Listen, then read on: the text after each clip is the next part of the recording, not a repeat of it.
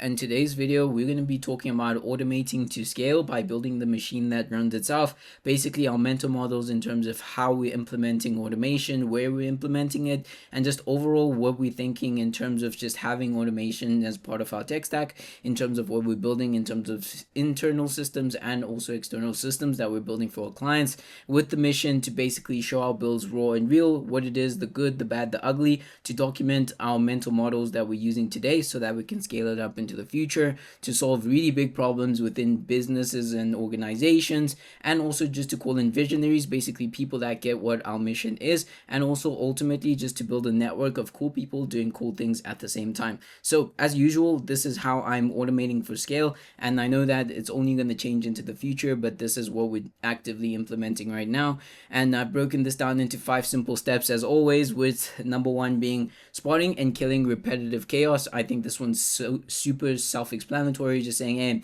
we need to make sure that automation starts with spotting the chaos that you're doing over and over again. Basically the repetitive tasks, like, hey, are we sending emails of the same type to 10-20 people, and how much time is that consuming out of our daily process, and where could that time and energy better be placed, and ultimately just automating that. So for example, sending out emails that are specific to say, hey, we can just build a template and then build email sequences that we're actively implementing, and also just making sure that our internal process is as automated as much as possible to make sure that we're not just doing repetitive tasks, because I've seen this a lot of times in terms of people that we have been working with. They have been just doing things over and over and over again. It works surely if you have like 5-10 people that you service per month and things like that, but ultimately when you're scaling, this is not the ideal situation, and that's what we're doing in terms of what it is that we're building internally to say, hey, as we're scaling, we need to have this infrastructure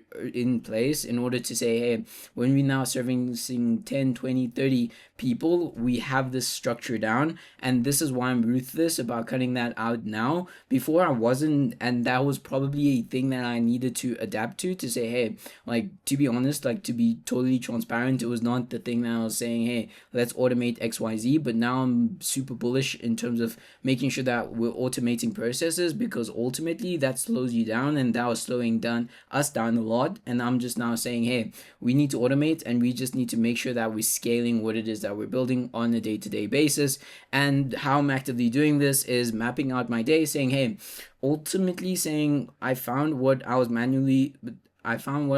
tracking in tracking planners, in terms of the tracking planners that we were working in, and then saying, hey, inquiries, we've been manually doing that, and we need to now just delegate and automate that, and then built an automation in 2 hours that handles in terms of tracking planner inquiries. Ultimately, one of the things that I also am super bullish, and that has changed my perspective, I attended an AI event, and we just spoke a lot about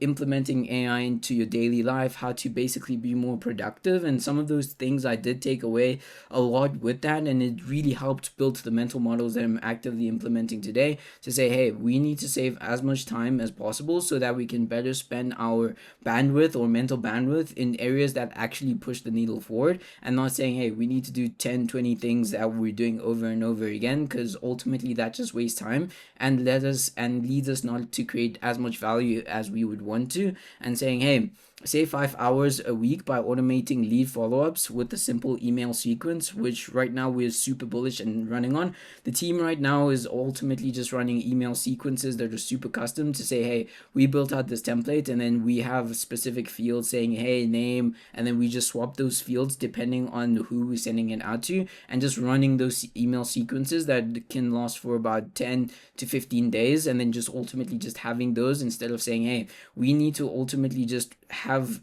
emails, like sending out emails from Google and not being able to track that, and ultimately just having those processes in place has ultimately led us to send out more volume and also make sure that we're tracking it as well. And the biggest lesson that I have learned from this is repetitive tasks are the enemies. You need to kill them fast. Ultimately, from the beginning, what we were doing was, hey, we were saying, hey, we need to just do everything ourselves, and ultimately that didn't help in the long term, now looking back at it. And we've just ultimately just fixed that, and now we're actively just implementing new automations, new tech stacks in terms of just getting the repetitive tasks done and just out of the way, so that it frees up how we actively just building into the future, with the grounding question of asking what's the most time consuming task I can automate and free up my bandwidth. Because the number one thing, like I always say, is mental bandwidth, especially within the team setting, is a fundamental point that ultimately just allows you to push the needle forward. And if you don't have mental bandwidth simply because you doing repetitive tasks on a daily basis,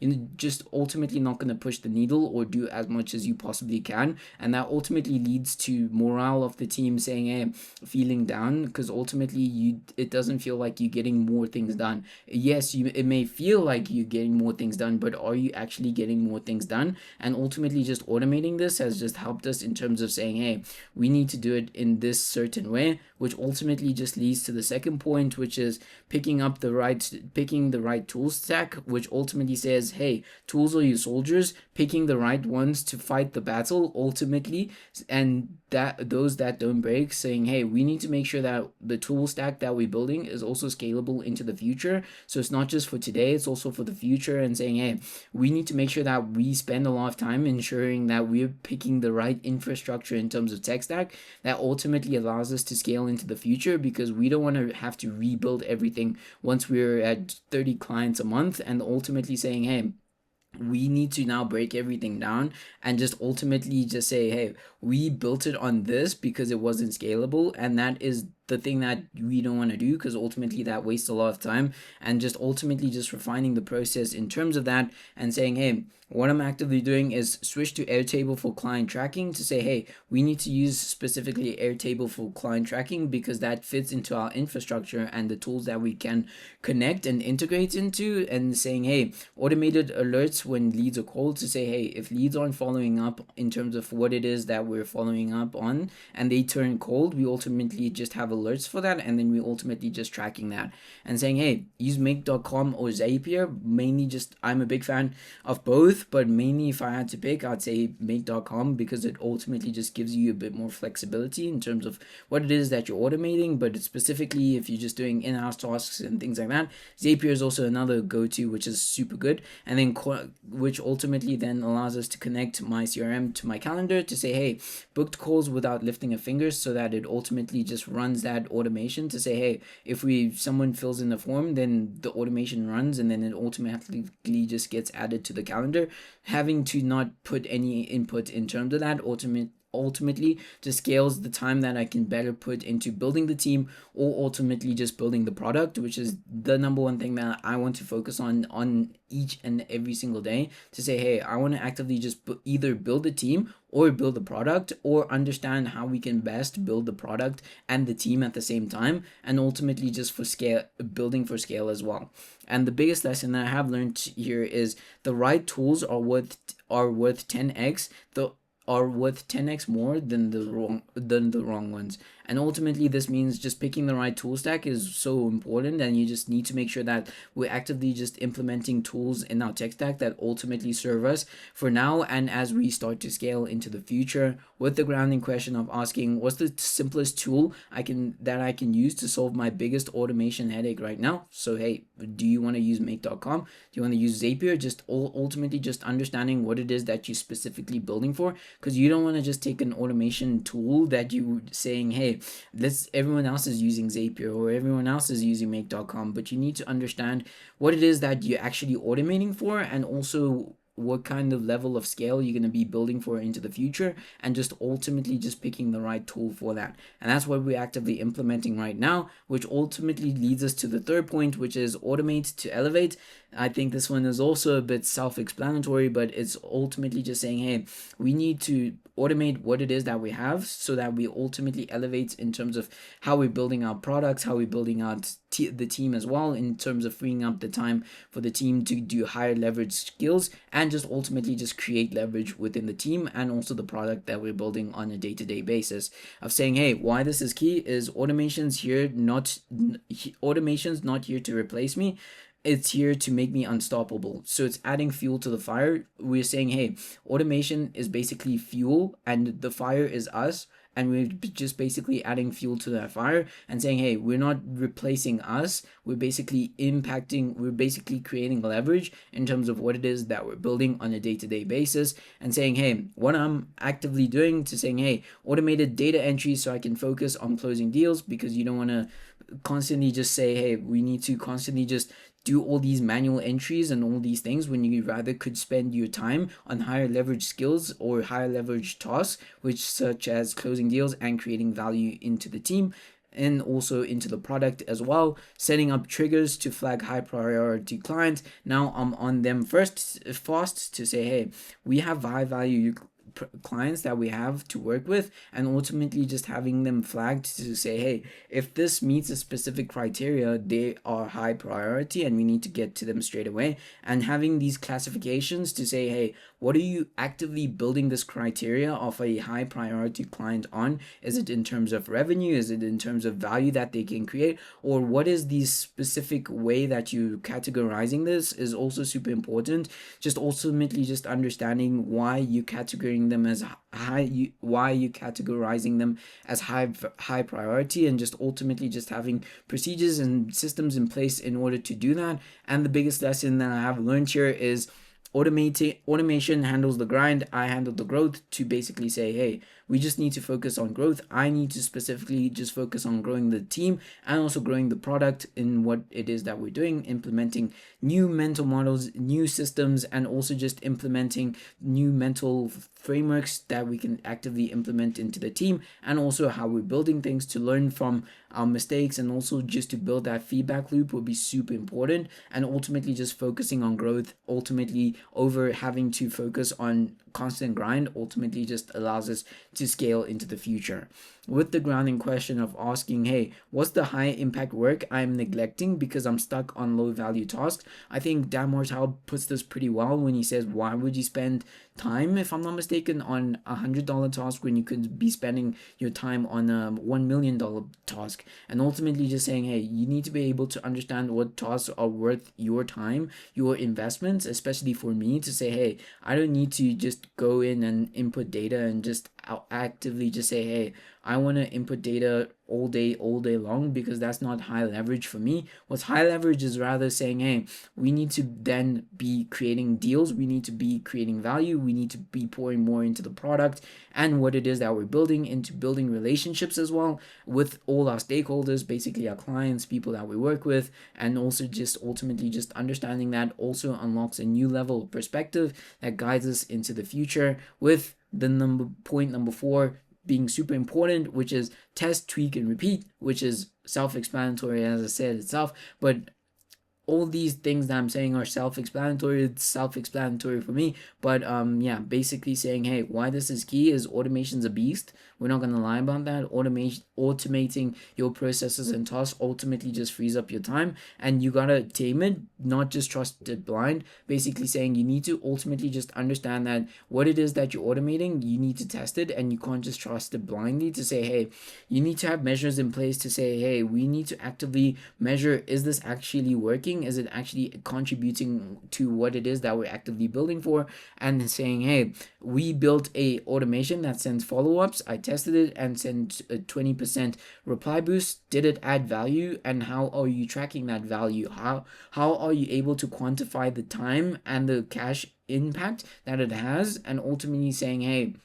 is this improving or is it decreasing what output that we have into what it is that we're building internally and both externally? And asking, hey, we set up a dashboard to track automation fails, fixed a bug before it blew up, to say, hey, we're tracking this, we're actively just tracking the numbers. We need to know that, hey, is this yielding an ROI? Yes. If not, why isn't it? And how can we better refine the process to say, hey, we need to make sure that we actively just pushing what it is that we're building in order to make sure that we're creating value into the future, which is leads to the big lesson that I have learned here is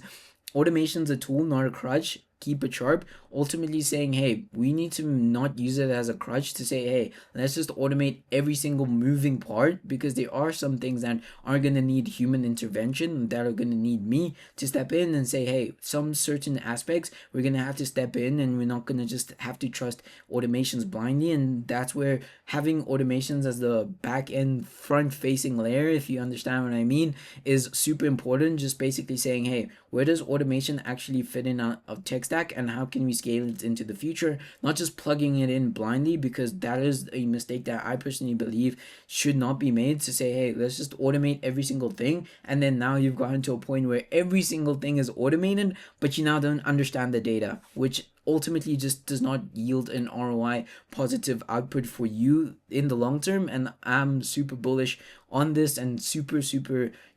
like, I'm super what is the word? I'm super confident, that if we do this right, we're going to just ultimately just build for the future and get it right. We may get it completely wrong by taking this approach, and that's okay. But as long as we just actively just building those mental models and just making sure that we understand our ideologies, the way that we see things, the way that we believe things should be built, ultimately just guides us in terms of what it is that we're building, and ultimately just create value for others. And the grounding question I like to ask here is, what's the weakest link in my current automation stack, and how can I strengthen it? Saying, hey, what is the leak? What are the leaks within the systems that we have right now? And ultimately saying, hey, we need to strengthen this and not make sure that it becomes a bottleneck into the future, not just today, but also into the future as well. To ultimately say, hey, we need to strengthen all aspects that we have in terms of our automation stack, and ultimately just ensure that if it does break, we know where exactly it's breaking, but it's not to a point where it's super complicated and we don't understand what is going on at all, because sometimes that will ultimately lead us to bringing people in, but they may not understand it as well. And ultimately that vicious cycle of saying, hey, we need to bring in different types of people that solely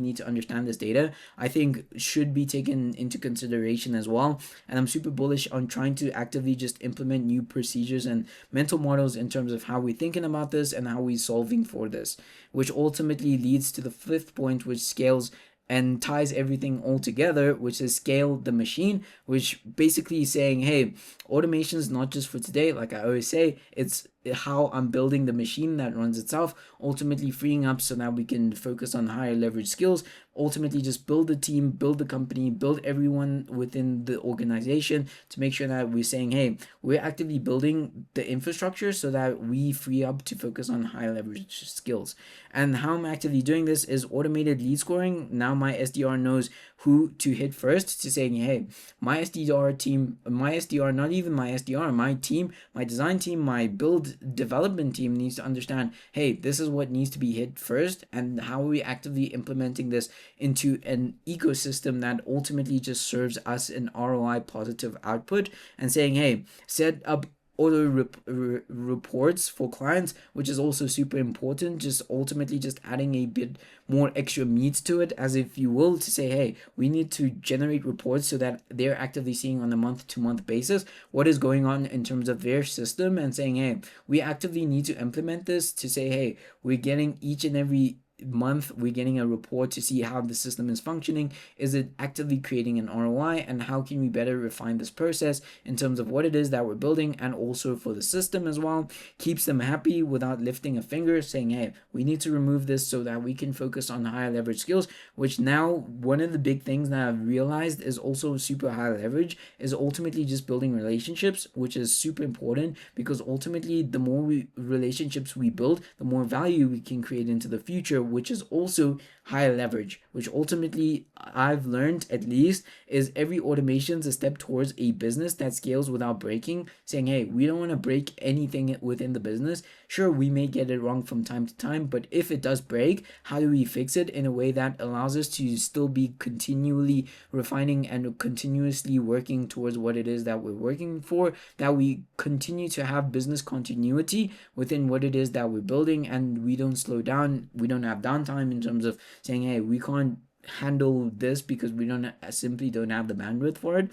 and saying, hey, what's the one automation that could 10x my output if I nail it? Basically saying, hey, we need to make sure that we understand every single moving part, and what is the automation, the one key automation that we can test and make sure it 10x's our output. Saying, hey,